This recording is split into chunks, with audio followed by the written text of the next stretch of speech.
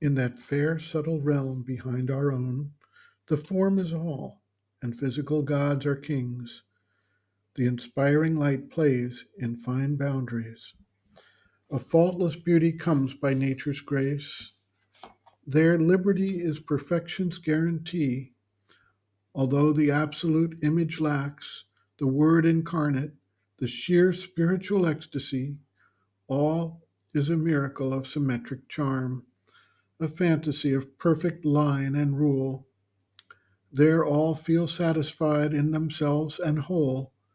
A rich completeness is by limit made, marvel in an utter littleness abounds, an intricate rapture riots in a small space. Each rhythm is kin to its environment. Each line is perfect and inevitable. Each object faultlessly built for charm and use. All is enamored of its own delight. Intact it lives, of its perfection sure, in a heaven pleased, self glad immunity. Content to be, it has need of nothing more. Here was not futile effort's broken heart, exempt from the ordeal and the test, empty of opposition and of pain. It was a world that could not fear nor grieve. It had no grace of error or defeat. It had no room for fault, no power to fail. Out of some packed self bliss it drew at once its form discoveries of the mute idea and the miracle of its rhythmic thoughts and acts, its clear technique of firm and rounded lives, its gracious people of inanimate shapes, and glory of breathing bodies like our own. Amazed, his senses ravished with delight, he moved in a divine yet kindred world, admiring marvelous forms so near to ours, yet perfect, like the playthings of a god, deathless in the aspect of mortality, in their narrow and exclusive absolutes, the finite's ranked supremacies throned abide. It dreams not ever of what might have been. Only in boundaries can this absolute live, in a supremeness bound to its own plan, where all was finished and no widths were left, no space for shadows of the immeasurable, no room for the incalculable surprise, a captive of its own beauty and ecstasy, in a magic circle wrought the enchanted might.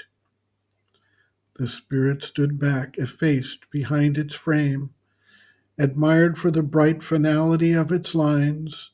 A blue horizon limited the soul. Thought moved in luminous facilities, the outer ideals shallows its swim range. Life in its boundaries lingered satisfied with the small happiness of the body's acts, assigned as force to a bound corner mind, attached to the safe paucity of her room. She did her little works, and played, and slept, and thought not of a greater work undone. Forgetful of her violent, vast desires, forgetful of the heights to which she rose, her walk was fixed within a radiant groove, the beautiful body of a soul at ease, like one who laughs in sweet and sunlit groves. Childlike she swung in her gold cradle of joy. The space's call reached not her charmed abode. She had no wings for wide and dangerous flight. She faced no peril of sky or of abyss. She knew no vistas and no mighty dreams, no yearning for her lost infinitudes. A perfect picture in a perfect frame. This fairy artistry could not keep his will. Only a moment's fine release it gave. A careless hour was spent in a slight bliss. Our spirit tires of being surfaces, transcended in the splendor of the form. It turns to hidden powers and deeper states. So now he looked beyond for greater light.